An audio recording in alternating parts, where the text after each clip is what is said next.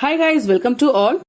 இன்னைக்கு இந்த செஷன்ல நம்ம என்ன பார்க்க போறோம் அப்படின்னு பாத்தீங்கன்னா பிசிக்ஸ்ல இருக்கக்கூடிய ஒளியியல். ஓகே, ஒளியியல் ஆல்ரெடி நம்ம லாஸ்ட் கிளாஸ்ல என்ன பார்த்தோம் அப்படின்னு பாத்தீங்கன்னா அதுவும் ஒளியியல் தான். அது லைட்டுக்கான இது சவுண்டு. ஓகே, இந்த ஒளியியல்னா என்ன, அலை இயக்கங்கள்னா என்ன அப்படின்றத பத்தி பார்க்க போறோம். ஸோ அதுக்கு முன்னாடி இந்த ஒளியை பற்றிய படிப்பு என்ன அப்படின்னு பாத்தீங்கன்னா அக்வாஸ்டிக்ஸ் அப்படின்னு சொல்லுவோம். அக்வாஸ்டிக்ஸ். ஓகே, நல்லா கவனிங்க. அக்வாஸ்டிக்ஸ் அப்படின்னா நான் சவுண்டை பத்தி படிக்கிற படிப்பு தாங்க அக்வாஸ்டிக்ஸ். ஓகே, பொருட்கள் அதிர்வடையும் போதுதான் ஒரு ஒளி அப்படின்ற விஷயம் உண்டாகுது. புரியுதா? ஒரு பொருள் வைப்ரேட் ஆகும் போதுதான் சவுண்ட், ஒளி அப்படின்றது உருவாகுது கண்ணா. இந்த அதிர்வடைதல் அப்படின்றது பொருட்களோட முன்பின் இயக்கம் அப்படின்னு சொல்லலாம். பொருட்களின் முன்பின் இயக்கம் அப்படின்னு சொல்லலாம். அடுத்து கவனிங்க, ஒரு ஒளி அப்படிங்கிறது ஒரு அலை ஓர் ஊடகத்துல இருந்து, அதாவது இது வேவ்ஸா இருக்குங்க. சவுண்ட் அப்படிங்கிறது எப்படி இருக்கும், நீங்க நிறைய அந்த MP3 பிளேயர்ஸ்லாம் பாத்தீங்கன்னா நமக்கு அப்ஸ் அண்ட் டவுன்ஸ் வேவ்ஸ் மாதிரி கொடுத்துருப்பாங்க. அந்த மாதிரி இந்த ஒளி அப்படிங்கிறது ஒரு அலை ஓர் ஊடகத்துல இருந்து, ஓகே, ஒரு ஒளியோ அல்லது ஒரு அலையோ ஒரு ஊடகத்துல இருந்து இன்னொரு ஊடகத்துக்கு பரவும் போது அதிர்வெண் அப்படிங்கிறது மாறாது. ஆனா அலைநீளம் மற்றும் வேகம் அப்படிங்கிறது மாறும். நல்லா கவனிச்சுக்கோங்க. ஒரு சவுண்ட் அப்படிங்கிறது ஒரு மீடியம்ல இருந்து இன்னொரு மீடியம்க்கு டிரான்ஸ்ஃபர் ஆகும் போது அதிர்வெண் மாறாது கண்ணா. ஆனா அலைநீளம் மாறும், வேகம் மாறும். புரிஞ்சுதுங்களா? இந்த அலையோட வகைகள் என்ன? எந்திர அலைகள், அதே போல மின்காந்த அலைகள் நம்ம சொல்லுவோம். அதாவது அலைகளை 2 கேட்டகரியா பிரிக்கிறோம். ஒன்னு எந்திர அலைகள், மற்றொன்று மின்காந்த அலைகள். இந்த எந்திர அலைகளை இன்னும் 2 பகுப்பா பிரிக்கிறோம். ஒன்று குறுக்கலைகள், மற்றொன்று அதாவது குறுக்கலைகள், மற்றொன்று நெட் அலைகள். ஓகே, இந்த வேவ்ஸ் தான் கண்ணா இது எந்திர அலைகள், மின்காந்த அலைகள். எந்திர அலைகளை 2ஆ பிரிக்க போறோம். ஒன்னு குறுக்கலைகள், மற்றொன்று நெட் அலைகள். இப்போ இந்த குறுக்கலைகள்னா என்ன, நெட்டலைகள்னா என்ன அப்படின்றத பத்தி பார்ப்போம். ஓகே, ஸோ இந்த குறுக்கலைகளை பொறுத்த வரைக்கும் ஊடகத்துல துகள்கள் இருக்கு கண்ணா. துகள்கள் அலைகளா பரவும். சரியா? துகள்கள் அலைகளா பரவக்கூடிய திசைக்கு செங்குத்தான திசையில, நல்லா கவனிங்க, இந்த செங்குத்தான திசையில அதிர்வுறதுனால உருவாகக்கூடியதாங்க இந்த குறுக்கலைகள். இந்த குறுக்கலைகள் அப்படிங்கிறது முகடுகளாகவும் அகடுகளாகவும் பரவும். சரி, இந்த முகடுகள்னா என்ன அப்படின்னு பாத்தீங்கன்னா மேல் நோக்கு பரவல். ஓகேவா? இந்த மேல் நோக்கி பரவுறது. இதே அகடுகள்னா என்ன அப்படின்னு பாத்தீங்கன்னா கீழ் நோக்கி பரவுதல். புரியுதுங்களா? மேல் நோக்கி மற்றும் கீழ் நோக்கி ஊடகத்தின் வழியா இடப்பெயர்ச்சி அடையறதா நம்ம என்ன சொல்றோம், அகடுகள், முகடுகள் அப்படின்னு சொல்றோம். இது எங்கெல்லாம் பரவும்?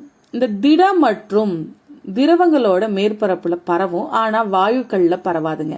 இதுக்கு ஒரு உதாரணங்கள், எக்ஸாம்பிள்ஸ் அப்படின்னு பாத்தீங்கன்னா ஒளி அலைகள், ஓகே, நீர் அலைகள், இழுத்து கட்டப்பட்ட கம்பியில் தோன்றக்கூடிய அதிர்வுகள்.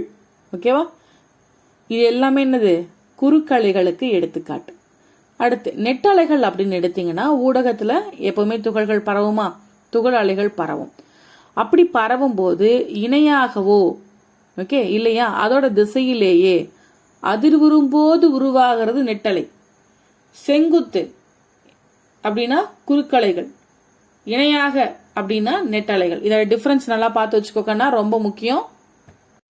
அங்க எப்படி அகடுகளும் முகடுகளும் உருவானதோ அதே போல இங்க என்ன உருவாகுது, அப்படி பரவும் போது நெருக்கமும் நெகிழ்வும் உருவாகுது. சரியா? அங்க அப்ஸ் அண்ட் டவுன்ஸ் கண்ணா. இங்க ஒன்னு ரொம்ப க்ளோஸரா வரும், இப்படி வேவ்ஸ் அலைகளா வரும். நான் ஷார்ப்பா போட்டிருக்கேன். இது கர்வ்ஸா வரும். அல்லது என்ன ஆகுது, இப்படி டிஸ்டன்ஸ் அதிகமா வர்றது. இதுதான் என்ன சொல்றோம், நெருக்கம் மற்றும் நெகிழ்வு அப்படின்னு சொல்றோம். ஸோ இந்த மாதிரி இருக்கிறது நெட்டலைகள் அப்படின்னு சொல்லுவோம். சரியா? இந்த நெருக்கம் அப்படின்னா என்ன, அதிக அழுத்தம் உள்ள பகுதி. நெகிழ்வு அப்படின்னா குறைந்த அழுத்தம் உள்ள பகுதி. நான் சொன்ன மாதிரி தான். இப்ப அதிக அழுத்தம் அப்படின்னா ரொம்ப நெருக்கமா வருங்க. குறைந்த அழுத்தம்னா நமக்கு எப்படி இருக்கும், நெகிழ்வு அதிகமா இருக்கும், ஸ்பேசியஸ். சரி, கவனிங்க. அடுத்தது இந்த திட மற்றும் திரவ, வாயுக்கள், இது 3லுமே இந்த நெட்டலை பரவும். ஆனா குறுக்கலைகள் அப்படிங்கறது எதுல பரவாது, வாயுக்கள்ல பரவாதுப்பா. புரிஞ்சுதா? வாயுல குறுக்கலைகள் பரவாது, நெட்டலைகள் மூன்றுலையுமே பரவும். திட மற்றும் திரவ இது 3 நிலைகளிலுமே இந்த நெட்டலைகள் பரவும். எக்ஸாம்பிள் அப்படின்னு பாத்தீங்கன்னா ஒளி அலைகள், நீரூற்றுக்களின் அலைகள், பூகம்பத்தின் போது உருவாகக்கூடிய அலைகள்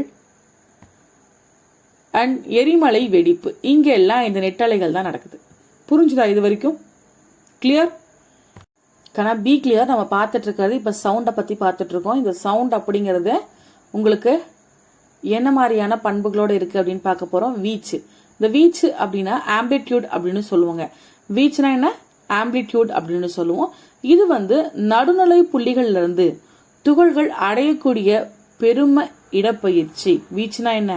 சென்டர் ஃபோர்ஸ்ல எந்த அளவுக்கு துகள்கள் இடப்பெயர்ச்சி அடையுது, பெரும இடப்பெயர்ச்சி அடையுதோ அதை தான் நம்ம என்ன சொல்றோம்? வீச்சு அப்படின்னு சொல்லுவோம்.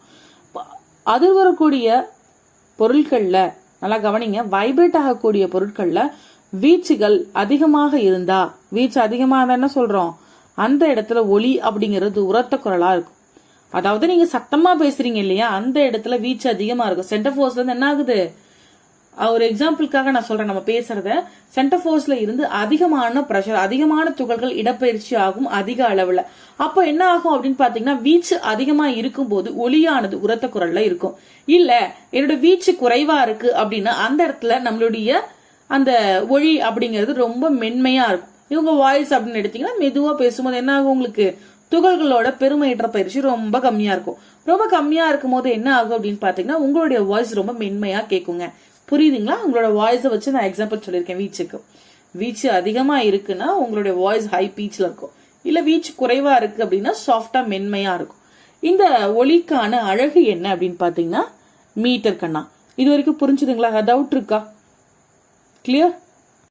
Guys listen. நெக்ஸ்ட் இம்பார்ட்டன்ட் ஒரு கேரக்டர் என்ன இந்த ஒலிக்கான பண்பு அடுத்து அப்படின்னு பாத்தீங்கன்னா அதிர்வெண்பா. அதிர்வெண்னா என்ன? ஒரு வினாடியில ஏற்படக்கூடிய அதிர்வுகளின் எண்ணிக்கை தான் நம்ம அதிர்வெண் அப்படின்னு சொல்லுவோம். இந்த அதிர்வெண்ணை நம்ம எப்படி அழைப்போம் அப்படின்னு பாத்தீங்கன்னா இதுக்கான அழகு அப்படின்றது ஹெக்டாஸ்பா. புரிஞ்சுதுங்களா? இது வரைக்கும் டவுட் இருக்கா உங்களுக்கு? அடுத்தது கவனிங்க, அலைவு காலம். இந்த அலைவு காலம் அப்படிங்கறதும் ஒலியோட பண்பு தான். அலைவு காலம்னா என்ன? அலைவு காலம் அப்படிங்கிறது ஒரு முழுமையான அதிர்வெண்ணை மேற்கொள்ள துகள்கள் எடுத்துக்கொள்ளக்கூடிய நேரம். நல்லா கவனிங்க, அதிர்வெண்ணுக்கும் அலைவு காலத்துக்கும் டிஃபரன்ஸ் பார்த்துக்கோங்க. அதிர்வெண்ணா என்ன? வைப்ரேட் ஆகுது பாருங்க. ஒரு வினாடி, ஒரு செகண்ட்ல எவ்வளவு அதிர்வு நடக்குது, அதிர்வுகள் எவ்வளவு ஏற்படுது அப்படிங்கிறது தான் அதிர்வெண். ஓகே, அடுத்தது கவனிங்க, அலைவு காலம் அப்படிங்கிறது முழு அதிர்வினை மேற்கொள்ள, அப்படி அதிர்வு நடக்கிறதுக்கு துகள்கள் எவ்வளவு டைம் எடுத்துக்குது, அதுதாங்க அலைவு காலம். இதோட அழகு என்ன அப்படின்னு பாத்தீங்கன்னா வினாடி. அலைவு காலம் அப்படிங்கிறது அதிர்வெண்ணோட தலைகீழ் மதிப்பு அப்படின்னு சொல்றாங்க. So T is equal to 1/n அப்படின்னு சொல்றோம். அதாவது அதிர்வெண் T அப்படிங்கிறது அதிர்வெண்ணோட தலைகீழ், அதான் 1/n. சரியா? அடுத்தது கவனிங்க, அலை நீளம் அப்படின்னு ஒரு கான்செப்ட் இருக்கு, ஒரு பண்பு. அந்த அலை நீளம் அப்படின்னா என்ன? இது அடுத்தடுத்த அகடு முகடுகள், அதாவது அப்ஸ் அண்ட் டவுன்ஸோட இருக்கக்கூடியது. சரியா? அகடு முகடுகள் இதுக்கு இடையில இருக்கக்கூடிய தொலைவை தான் அலை நீளம்னு சொல்றோம். நல்லா கவனிங்க, 2 அடுத்த அகடுகள் முகடுகள் 2 செட்டுன்னு வச்சுக்கோ, கண்டினியூஸா வருது. அப்படி இருக்கக்கூடிய அதுக்கு இடையில இருக்கக்கூடிய தொலைவை தான் நம்ம அலை நீளம் அப்படின்னு சொல்றோம். அதை இண்டிகேட் பண்றதுக்கு நம்ம ஆங்கிலத்துல கேபிட்டல் எக்ஸ பயன்படுத்துறோம். இதோட அழகு என்ன அப்படின்னு பார்த்தோம்னா மீட்டர் கண்ணா. புரிஞ்சுதா இது வரைக்கும்? அலை நீளத்தோட அழகு என்ன கண்ணா? மீட்டர். சோ அடுத்தடுத்த 2 அகடு முகடுகள் இதுக்கு இடையில இருக்கக்கூடிய தொலைவு தான் என்னுடைய அலை நீளம். கிளியர்? அடுத்தது கவனிங்க, வீச்சு அதிர்வெண் இது ரெண்டுமே ஒலியோட மிக முக்கியமான பண்பு கண்ணா. நான் ஆல்ரெடி வீச்சுனா என்னன்னு சொல்லி கொடுத்துருக்கேன், அதிர்வெண்ணா என்னன்னு சொல்லி கொடுத்துருக்கேன். ஒலியோட மதிப்பை நம்ம வீச்சை பொறுத்து டிசைட் பண்ணலாம். புரியுதுங்களா? அடுத்து கவனிங்க, ஒலியோட திசைவேகம். ஆல்ரெடி ஒலியின் திசைவேகம் வெலாசிட்டினா என்னன்னு சொல்லி கொடுத்துருப்பேன். ஒரு வினாடியில ஒலி செல்லக்கூடிய தொலைவு தாங்க என்னன்னு சொல்லுவோம்? ஒலியின் திசைவேகம் அப்படின்னு சொல்லுவோம். இதோட அழகு என்ன அப்படின்னு பாத்தீங்கன்னா மீட்டர் பை செகண்ட், வினாடி. புரிஞ்சுதுங்களா? காற்றுல ஒலியோட திசைவேகம் எவ்வளோ அப்படின்னு பாத்தீங்கன்னா 340 மீட்டர் பர் செகண்ட் கண்ணா. எவ்வளோ? 340 மீட்டர் பர் செகண்ட். புரிஞ்சுதுங்களா? 340 காற்றுல. அந்த ஒளி எவ்வளோ, அதாவது லைட் காற்றுல எவ்வளோ, 3 lakhs கண்ணா. சவுண்ட் அப்படின்னு எடுத்தீங்கன்னா 340 கண்ணா. டிஃபரன்ஸ் பார்த்துக்கோ. அடுத்து கவனிங்க, ஒவ்வொரு பொருளோட ஒளியின் திசைவேகம் எவ்வளோ அப்படிங்கிறத பற்றி பார்ப்போம். Number 1 aluminium. ஃபர்ஸ்ட் திண்ம பொருள்கள். இதே நம்ம கேட்டகரி பிரிச்சிருக்கோம்ப்பா இங்கே எக்ஸாம்பிள் சொல்லும்போது. திண்ம பொருட்கள், திரவ பொருட்கள் மற்றும் வாயு பொருட்கள் பிரிச்சிருப்போம். திண்ம பொருட்கள்ல அலுமினியத்தோட ஒளியின் திசைவேகம் எவ்வளோ அப்படின்னு பார்த்தீங்கன்னா 6420 மீட்டர் பர் செகண்ட். இது முக்கியம் கண்ணா. இதுல இருந்து கொஸ்டின்ஸ் வரதுக்கான வாய்ப்புகள் இருக்கு.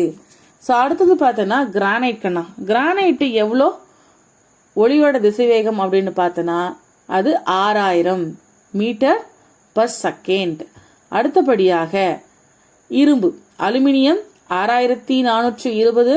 ஓகே, அதே போல கிரானைட் அப்படின்னு எடுத்தீங்கன்னா 6000 மீட்டர் பர் செகண்ட். அண்ட் இரும்பு அப்படிங்கிறது 5921 metre per second. And nickel அப்படின்றது 6040 மீட்டர் பர் செகண்ட். அண்ட் பித்தளை 4700 மீட்டர் பர் செகண்ட். கண்ணாடியோட ஒளியின் திசைவேகம் எவ்வளோ அப்படின்னு பார்த்தோன்னா 3980 மீட்டர் பர் செகண்ட். கிளியர்? இது வரைக்கும் நம்ம பார்த்தது திண்ம பொருள் கண்ணா. இப்போ அடுத்து பார்க்கக்கூடியது திரவ பொருள்கள். திரவ பொருட்கள் அப்படின்னு எடுத்தோன்னா 0 டிகிரி செல்சியஸ்ல என்ன கண்ணா இருக்கும், நல்லா குளிர்ந்த நீர், பனிக்கட்டின்னு கூட வைங்க. இந்த பனிக்கட்டி இந்த இடத்துல ஒளியோட திசைவேகம் அப்படிங்கிறது 1402 மீட்டர் பர் செகண்டா இருக்கும்பா. அடுத்து அதை தொடர்ந்து 20 டிகிரி செல்சியஸ் இருக்கக்கூடிய நீர்ல 1482 மீட்டர் பர் செகண்டா இருக்கும். கடல் நீர் அப்படின்னு எடுத்தனா 1522 metre per second. And ethanol அப்படின்னு எடுக்கும்போது 1207 மீட்டர் பர் செகண்ட். அண்ட் அதை தொடர்ந்து மெத்தனால் அப்படின்னு எடுத்தனா 1103 மீட்டர் பர் செகண்ட் கண்ணா. கிளியர்? இது வரைக்கும் புரிஞ்சுதுங்களா? இதுதான் திரவ பொருள். One second I repeated. 0 degree செல்சியஸ்ல இருக்கக்கூடிய வாட்டர் அப்படின்னு எடுத்தீங்கன்னா அது என்ன சொல்லுவோம், ஐஸ் கியூப். ஸோ இந்த இடத்துல எவ்வளவு ஒளியோட திசைவேகம் இருக்கு அப்படின்னு பாத்தீங்கன்னா 1402. ஓகே, 20 டிகிரினா 1482. கடல் நீர் அப்படின்னு எடுத்தீங்கன்னா 1522. அண்ட் எத்தனால் அப்படின்னா 1207. அண்ட் மெத்தனால் அப்படிங்கிறது 1103 மீட்டர் பர் செகண்ட். புரிஞ்சுதாப்பா? ஒளியோட திசைவேகம் மீட்டர் பர் செகண்ட்ல தான் அளப்போம். அதனால தெளிவா ஞாபகம் வச்சுக்கோங்க. அதை தொடர்ந்து அப்படின்னு பாத்தீங்கன்னா வாயுக்கள் கண்ணா. இந்த வாயுக்கள் அப்படின்னு எடுக்கும் போது 0 டிகிரி செல்சியஸ்ல இருக்கக்கூடிய காற்று அப்படின்னு எடுத்தனா 331 மீட்டர் பர் செகண்ட். ஓகே, காற்று அப்படின்னு எடுக்கும்போது நல்லா கவனிங்க. காற்று 343 metre per second. And carbon dioxide அப்படின்னு எடுத்தீங்கன்னா 258 மீட்டர் பர் செகண்ட். ஹைட்ரஜன் அப்படின்னு பார்க்கும்போது 1284 metre per second. And helium அப்படின்னு எடுத்தீங்கன்னா 965 மீட்டர் பர் செகண்ட். ஆக்சிஜன் எடுக்கும்போது 316 metre per second. And sulphur dioxide அப்படிங்கிறது 213 மீட்டர் பர் செகண்ட். புரிஞ்சுதுங்களா இது வரைக்கும் உங்களுக்கு? Do you have any doubts? ஏதாவது டவுட் இருக்குங்களா? இது முக்கியம்பா, இது அழகா மெமரைஸ் பண்ணிக்கோ. Clear? Next concept, listen guys. ஒளியோட திசை வேகம் எப்படி இருக்கு அப்படின்றத பத்தி பார்த்தோம். இந்த ஒளியானது காற்றுல செல்லக்கூடிய வேகத்தை விட நீர்ல செல்லும் போது இதோட வேகம் அப்படிங்கிறது 5 மடங்கு அதிகமா இருக்கும். ஓகேவா? நல்லா கவனிப்பா. காற்றுல இந்த ஒளி செல்லக்கூடிய வேகத்தை விட நீரில் செல்லும் போது 5 மடங்கு அதிகமா இருக்கும். புரிஞ்சுதுங்களா? அதே போல இரும்புல செல்லும் போது எவ்வளவு வேகமா இருக்கும் அப்படின்னு பார்த்தோன்னா 20 மடங்கு வேகமா இருக்கும். இடி மின்னலின் போது மின்னல் முதலும் இடி ஓசை அப்படிங்கிறது பின்னரும் கேட்கறதுக்கு காரணம் என்ன அப்படின்னு பார்த்தீங்கன்னா இந்த ஒளியின் திசை வேகம் தான். ஒளியின் திசை வேகம் அண்ட் ஒளியின் திசை வேகத்தை விட, அதாவது லைட்டோட திசை வேகம் அப்படிங்கிறது சவுண்டோட திசை வேகத்தை விட ரொம்ப அதிகம். புரியுதுங்களா? நல்லா கவனி. One second I repeated. ஒளியோட வேகம் அப்படிங்கிறது காற்றை விட நீர்ல 5 மடங்கு அதிகம். அதே போல காற்றை விட இரும்புல 20 மடங்கு அதிகம். இந்த இடி மின்னல் வரும்போது மின்னல் ஃபர்ஸ்ட் வருது, இடியோசை அப்படிங்கிறது பின்னாடி வருது. ஏன் அப்படின்னு பார்த்தோன்னா ஒளியோட திசை வேகம், லைட்டோட திசை வேகம் அப்படிங்கிறது சவுண்டோட திசை வேகத்தை விட ரொம்ப அதிகம் கண்ணா. அதனாலதான் நமக்கு ஃபர்ஸ்ட் என்ன ஆகுது, மின்னல் வருது. புரியுதா? இந்த ஒளியோட திசை வேகம் மீட்சி பண்போட எப்படி ரெலவெண்ட் ஆகுதுன்னு பாருங்க. திண்மத்தை பொறுத்த வரைக்குங்க ஒளியின் திசை வேகத்தை பாதிக்கக்கூடிய காரணிகள் என்னென்ன, ஏன் அதுல சில நேரங்களில் குறைவா இருக்கு, அதுக்கான காரணம் என்ன அப்படின்றத பத்தி பார்ப்போம். திண்மத்துல ஒளியோட திசை வேகம் அப்படிங்கிறது மீட்சி குணகத்துக்கு இருமடி மூலத்திற்கு நேர்த்தகவல இருக்கும் கண்ணா. எத்தனை மடி மூலத்திற்கு? இருமடி மூலத்திற்கு நேர்த்தகவல இருக்கும். இப்படி நேர்த்தகவல இருக்கும் போது என்ன நடக்குது, இதுதான் நம்ம மீட்சி பண்புன்னு சொல்லுவோம். இந்த மீட்சி பண்பு அப்படிங்கிறது திண்மத்துல எப்படி இருக்கு? ஓகே, ஸோ திண்மத்தை பொறுத்த வரைக்கும் ஒளியோட திசைவேகம் அப்படிங்கிறது அதிகம். அதனால என்ன ஆகுது, அதன் காரணமா திண்மத்திற்கு மீட்சி பண்பும் அதிகமா இருக்கு. ஒளியின் திசைவேகம் அதிகம், தட்ஸ் வை மீட்சி பண்பும் அதிகம். புரிஞ்சுதா? அடுத்து வெப்பநிலை அப்படின்னு எடுத்தீங்கன்னா திண்மத்துல ஒளியோட திசைவேகம் அப்படிங்கிறது நல்லா கவனிங்க, இதுவுமே இருமடி மூலத்திற்கு நேர்த்தகவல் தான் இருக்கும். மீட்சி பண்பும் இருமடி மூலத்திற்கு நேர்த்தகவல் இருக்கும். அதே போல வெப்பநிலை என்ன ஆகுது, இந்த ஒளியின் திசைவேகத்தோட இருமடிக்கு நேர்த்தகவல் தான் இருக்கும். அடர்த்தி அப்படின்னு எடுத்தீங்கன்னா இது ஒளியோட திசைவேகம் திண்மத்தின் அடர்த்தியை விட அடர்த்தியின் இருமடி மூலம், இதுவுமே இருமடி மூலத்திற்கு எப்படி இருக்கும், இதுவுமே இருமடி தான், ஆனா எதிர்த்தகவல இருக்கும், ஆப்போசிட் டைரக்ஷன். ஓகேங்களா? இதுக்கு முன்னாடி வரைக்கும் என்ன பார்த்தோம், நேர்த்தகவல் இருக்கும். இங்க ஒளியின் திசைவேகம் திண்மத்தில் அதுல இருக்கக்கூடிய அடர்த்தியை விட இருமடி மூலத்திற்கு எதிர்த்தகவல இருக்கும். ஸோ அதனாலதான் அடர்த்தி அதிகரிக்கும் போது ஒளியின் திசைவேகம் குறையுது. புரிஞ்சுதுங்களா? இதனாலதான் என்ன சொல்றோம், அடர்த்தி அதிகரிக்கும் போது ஒளியோட திசைவேகம் குறையுது. அடுத்ததா கவனிங்க, வாயுல ஒளியோட திசைவேகத்தை பாதிக்கக்கூடிய காரணிகள். நல்லா கவனிங்க, திண்மத்துல என்னென்ன சொல்லியிருக்கோம், பாதிக்கக்கூடிய காரணிகள் இது தெரிஞ்சு வச்சுக்கோங்க. மேபி நமக்கு எம்சிக்யூஸ்ல கேட்கலாம். மீட்சி பண்பு பாதிக்கும், வெப்பநிலை பாதிக்கும், அடர்த்தி பாதிக்கும். இது 3 தான் திண்மத்துல ஒளியோட திசைவேகத்தை பாதிக்கக்கூடிய ஃபேக்டர்ஸ். ஓகேவா? வாயுல கவனிங்க, வாயுல ஃபர்ஸ்ட் திங் என்ன கொடுத்துருக்காங்க, வெப்பநிலை. இந்த வெப்பநிலை அப்படின்றது ஓகே காற்றில் ஒளியின் திசைவேகம் வெப்பநிலையோட இருமடி மூலத்திற்கு நேர்த்தகவல இருக்கும். இருமடி மூலத்திற்கு நேர்த்தகவில் இருக்கும். கிளியர்? காற்றுல ஒளியோட திசைவேகம் அப்படிங்கிறது வெப்பநிலையோட இருமடிக்கு நேர்த்தகவல இருக்கும். 1 டிகிரி செல்சியஸ் வெப்பநிலை உயரும் போது ஒளியோட திசைவேகம் அப்படிங்கிறது 0.61 மீட்டர் பர் செகண்ட் அதிகமாகும். இங்க ஒரே ஒரு டிகிரி அதிகமாச்சுன்னா இங்க என்ன ஆகுது, 0.61 மீட்டர் பர் செகண்ட் அதிகமாகுது ஒளியோட திசைவேகம். புரிஞ்சுதுங்களா? இது வரைக்கும் வெப்பநிலை பத்தி தான் பார்த்திருக்கோம். அதாவது வாயுல பாத்தீங்கன்னா ஒளியோட திசைவேகம் பாதிக்குது, அதுக்கு வெப்பநிலை ஒரு காரணம். அது ஏன் அப்படின்றத பார்த்தோம். நெக்ஸ்ட் திங், அடர்த்தி எப்படி வாயுவோட பாதிப்பு, அதாவது வாயுல எப்படி பாதிப்பை ஏற்படுத்துன்னு பாத்தீங்கன்னா ஒளியோட திசைவேகம் அப்படிங்கிறது வாயுவோட அடர்த்திக்கு இருமடிக்கு எதிர்த்தகவல் இருக்கும் கண்ணா. வாயுவின் அடர்த்தியின் இருமடி மூலத்திற்கு எதிர்த்தகவல் இருக்கிறது ஒரு காரணம். சரியா? அடுத்து நல்லா கவனிங்க, அடர்த்தி குறைவா இருக்கு அப்படின்னா ஒளியோட திசைவேகம் அதிகரிக்கும். இது தெளிவா புரிஞ்சு வச்சுக்க வேண்டிய விஷயம். அடர்த்தி குறைவா இருக்கு அப்படின்னா ஒளியோட திசைவேகம் அதிகரிக்கும். கிளியர்? அடுத்ததா பாதிக்கக்கூடிய காரணி என்ன அப்படின்னு பார்த்தோம்னா ஈரப்பதம். இந்த ஈரப்பதத்தை தெளிவா கவனிங்க. உலர்ந்த காற்றை விட ஓகேவா, உலர்ந்த காற்றை விட ஈரப்பதம் மிகுந்த காற்றுல தான் ஒளியோட வேகம் என்ன ஆகும், அதிகமா இருக்கும். ஓகேவா? ட்ரையா இருக்கக்கூடிய காற்றை விட ஈரப்பதம் அதிகமா இருக்கக்கூடிய காற்றுல இந்த ஒளியின் வேகம் அப்படிங்கிறது அதிகமா இருக்கும். காற்றின் ஈரப்பதம் அதிகரிக்கும் போது ஒளியோட திசை வேகம் அதிகமாகும். நல்லா கவனிங்க, ஈரப்பதம் இருக்கக்கூடிய இடத்துல இந்த ஒளியோட திசை வேகம் அதிகமா இருக்கும். இதுதான் கான்செப்ட். காரணம் என்ன, காற்றோட ஈரப்பதம் அதிகரிக்கிறது தான். ஓகேவா? அப்படி காற்றோட ஈரப்பதம் அதிகமாகும் போது ஒளியோட திசை வேகம் அதிகமாகும். ஆனா அதோட அடர்த்தி அப்படிங்கிறது என்ன ஆகும், குறையும். புரிஞ்சுதா? காற்று ஈரப்பதம் அதிகமாகுது வாயுல அப்படின்னு பாத்தீங்கன்னா அப்படி அதிகமாகும் போது, காற்று அப்படின்னாலே வாயு தான், ஸோ அதிகமாகும் போது எனக்கு ஒளியோட திசைவேகம் அப்படிங்கிறது அதிகமாகும், ஆனா அடர்த்தி குறையும். புரிஞ்சுதுங்களா? அடுத்தது கவனிங்க, காற்றின் விளைவுகள். இந்த காற்றின் விளைவுகள் என்ன, ஒளியோட திசையில காற்று வீசும் போது, ஒளி போகக்கூடிய டைரக்ஷன்ல எனக்கு காத்து வீசுது. சரியா? அப்படின்னு நம்ம சவுண்ட் போற டைரக்ஷன், அதுல காத்து வீசும் போது திசைவேகம் அதிகமா இருக்கும். இதே ஆப்போசிட் டைரக்ஷன் எதிர் திசையில இருந்தா என்ன ஆகும், திசைவேகம் குறையும். ஏன்னா ஒரு ஃபோர்ஸ் போகும்போது சவுண்ட் லெஃப்ட் டைரக்ஷன் போகுது அப்படின்னா அந்த லெஃப்ட் அதுலயே என்னவா இருக்கணும், அந்த ஒளியோட திசைவேகம் அதிகமாக இருக்கும். அது போகிற டைரக்ஷன்லேயே காற்று அதிகமாக இருந்துச்சுன்னா ஒளியின் திசைவேகம் அதிகமாக இருக்கும். இல்லை எதிர்த்தகவல் ஆப்போசிட் டைரக்ஷனில் ரைட்டில் இருக்குது அப்படின்னா என்ன ஆகும்? ஒளியோட திசைவேகம் குறையும். புரியுதுங்களா? வாயுவில் ஒளியின் திசைவேகத்தை பாதிக்காத காரணிகள்லாம் என்ன அப்படின்னு பார்த்தோன்னா அழுத்தம் மற்றும் அதிர்வெண் வாயுவில் என்ன பண்ணாது? ஒளியின் திசைவேகத்தை பாதிக்காது. புரிஞ்சுதுங்களா? நெக்ஸ்ட் திங், அனைத்து ஊடகங்கள்லையும் வெப்பநிலை அதிகமாகுது அப்படின்னா எல்லா ஊடகத்திலையும் வெப்பநிலை அதிகமானா இந்த ஒளியோட திசைவேகமும் அதிகமாகுங்க.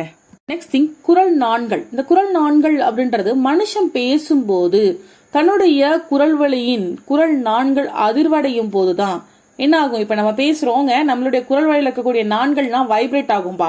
அப்படி வைப்ரேட் ஆகிறதுனாலதான் நம்ம பேசக்கூடியது சவுண்டா கன்வெர்ட் ஆகுது. ஓகே, ஒளியா உருவாகுது. கன்வெர்ட் ஆகுது அப்படிங்கறத விட பிறக்குது அப்படின்னு சொல்லலாம். ஒளியாக உருவாகிறது. ஸோ இது ஒவ்வொருத்தர் குரலுக்கும், அதாவது ஆண்களின் குரல் நானுக்கும் பெண்களின் குரல் நானுக்கும் வித்தியாசம் இருக்குங்க. இந்த ஆண்களின் குரல் நாணம், அதாவது மோஸ்ட்லி பாத்தீங்கன்னா ஆண்களோட குரல் நான் அப்படிங்கிறது அவங்களோட வாய்ஸை எடுத்துக்கிட்டீங்கன்னா ரொம்பவே கட்டையா இருக்கும் குரல். பெண்கள் அப்படின்னா மென்மையான குரலா இருக்கும். அப்போ ஆண்களோட குரல் நானோட நீளம் அப்படிங்கிறது 20 mm. பெண்களோட குரல் நான் அப்படிங்கிறது அதோட நீளம் அப்படின்றது 15 mm. இந்த ஒலி அப்படிங்கிறது வெற்றிடத்துல பரவாதுன்னு ஒரு அறிஞர் சொல்றாரு. அவர் யார் அப்படின்னு பாத்தீங்கன்னா ராபர்ட் பாயில் அவர்கள் சொல்லியிருப்பாருப்பா. புரிஞ்சுதா? ராபர்ட் பாயில் என்ன சொல்றாரு? ஒலி அப்படிங்கிறது வெற்றிடத்துல பரவாதுன்னு சொல்லுவாரு. இதுக்கு முன்னாடி என்ன பார்த்தோம்? ஆண்களோட குரல் நான் நீளம் 20 mm, பெண்களின் குரல் நான் நீளம் அப்படிங்கிறது 15 mm. புரிஞ்சுதா? சந்திரன்ல விண்வெளி வீரர்கள் கம்பி இல்லாத கருவிகள் மூலமா ரேடியோ அலைகளை பயன்படுத்தி என்ன பண்றாங்க? செய்தி பரிமாற்றம் செஞ்சுக்கிறாங்க. நிலவில் என்ன பண்றாங்க? நம்மளுடைய வீரர்கள் கம்பி இல்லா கருவிகள் மூலமா ரேடியோ அலைகளை பயன்படுத்தி தகவலை டிரான்ஸ்பர் பண்ணிக்கிறாங்க. புரிஞ்சுதுங்களா? அடுத்துங்க, நம்ம ஆல்ரெடி சொல்லிட்டோம் அதிர்வுகளால தான் ஒலி அப்படிங்கிற விஷயமே உருவாகுது அப்படின்ட்டு. சரி, அந்த அதிர்வுகள்லயும் சில வகைகள் இருக்கு கண்ணா.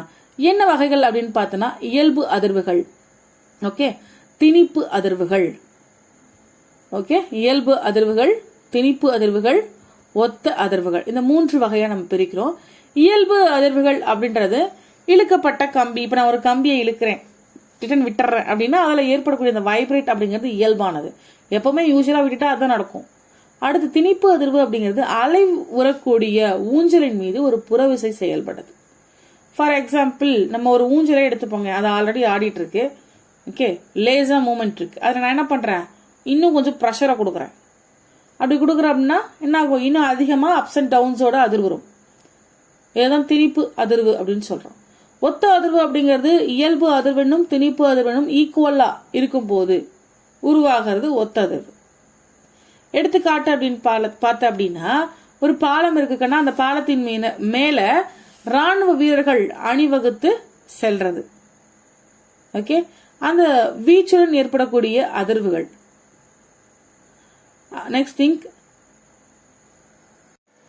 திங் சவுண்ட் ரிலவெண்டா நம்ம பார்க்கக்கூடிய ஒரு கண்டென்ட் என்ன அப்படின்னு பாத்தீங்கன்னா செவி உணர் நெடுக்கம். அதாவது நம்ம காதுகளால கேட்கக்கூடிய ஒலிங்க.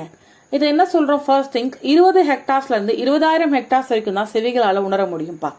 இதுல முதல் வகை அப்படின்னு எடுத்தீங்கன்னா அதை குற்றொலி அப்படின்னு சொல்லுவோம், அதாவது 20 ஹெக்டார்ஸ். அதே போல செகண்ட் கேட்டகரி அப்படின்னு எடுத்தீங்கன்னா அதை என்ன சொல்லுவோம்? மீயொலி அப்படின்னு சொல்லுவோம். இந்த குற்றொலி அப்படின்றதுல 20 ஹெக்டார்ஸுக்கும் குறைவான அளவு தான் நம்மளால என்ன பண்ண முடியும் அப்படின்னு பாத்தீங்கன்னா ஒளிய உணர முடியும். எடுத்துக்காட்டு நிலநடுக்கம், யானையோட சவுண்ட். ஸோ இதெல்லாம் என்னது? குற்றொலியில வருங்க. அதாவது விலங்குகளால தான் என்ன பண்ண முடியும்? நிலநடுக்கம் இது போன்ற வைப்ரேஷனை கேட்க முடியும். யானையோட சவுண்ட் அப்படிங்கிறது அதிகமாகவே இருக்கும். ஸோ அது நம்மளோட மனிதனால கேட்கக்கூடிய ஒளி அந்த சவுண்ட்லேயே வந்துருங்க. அதனால குற்றொலி நம்ம யானையோட சவுண்டை சொல்ல முடியாது. ஆனால் அந்த யானைக்கு அப்படின்றது நிலநடுக்கத்தை அறியக்கூடிய ஒரு திறன் இருக்குங்க. அடுத்து கவனிங்க, குற்றொலியின் பயன்கள் பூமியோட கண்காணிப்பு அமைப்புல பயன்படுத்தக்கூடியது. அதே போல மனிதனோட இதயத்தின் செயல்பாடுகள் குறித்து ஆய்வுகள்ல பயன்படுத்துறாங்க. எங்கெங்க பயன்படுத்துறாங்க அப்படின்னு பாத்தீங்கன்னா, அடுத்தது கவனிங்க மீயொலிங்க. மீயொலினா என்ன? 20,000 ஹெக்டர்ஸ்க்கும் அதிகமா இருக்கிறது. அதை கேட்டா என்ன ஆயிடும்? காதுகள் செவிடாயிடும். வவ்வால், நாய், பூனை, முயல் இது போன்ற விலங்குகள் என்ன ஆகும்? இந்த மீயொலி உணரக்கூடிய கெப்பாசிட்டி இருக்கு. இதனால கவனிங்க. அடுத்தது ஒரு கொஸ்டின் ஏரியாக்கன்னா, மனிதனுக்கு செவியுணர் நெடுக்கம் எவ்வளோ அப்படின்னு பார்த்தோன்னா 20 முதல் 20,000 ஹெக்டர்ஸ். அண்ட் யானைக்கு அப்படின்னு எடுத்தீங்கன்னா 16 முதல் 12,000 ஹெக்டார்ஸ். அண்ட் பூனை அப்படின்னு எடுத்தீங்கன்னா 100 ஹெக்டார்ஸ் டு 32,000 ஹெக்டார்ஸ், 32,000. அடுத்து நாய் அப்படின்னு எடுத்தீங்கன்னா 40 to 46,000 ஹெக்டார்ஸ். அண்ட் முயல் அப்படின்னா 1,000 to